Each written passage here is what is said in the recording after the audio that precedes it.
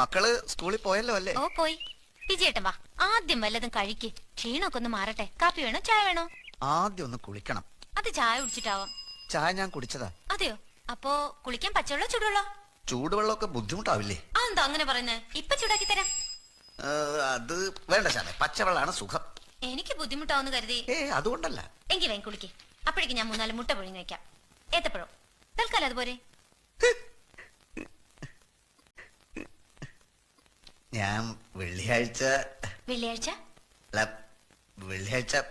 മീൻ മേടിക്കാൻ പോയ വഴിക്ക്. അതെ, മീൻ മേടിക്കാൻ പോയി. എന്നിട്ട് വരുന്നത് ഇപ്പഴാ. അത്രയല്ലേ ഉള്ളൂ. എന്തെങ്കിലും പ്രധാനപ്പെട്ട കാര്യം ഉണ്ടായി കാണും. പോയി. അതിന് അതെ, അതാ. എന്നാലും തെറ്റല്ലേ ഞാൻ ചെയ്തത് എന്നൊരു തോന്നൽ അല്ലേ? അതെ അതെ. എന്നാൽ എനിക്ക് ആ തോന്നലില്ല. എനിക്ക് മക്കൾക്കും വേണ്ടി വിജയേട്ടൻ പല വിധത്തിലും ബുദ്ധിമുട്ടാണെന്ന് എനിക്കറിഞ്ഞൂടെ. നടക്കാം അങ്ങോട്ട്.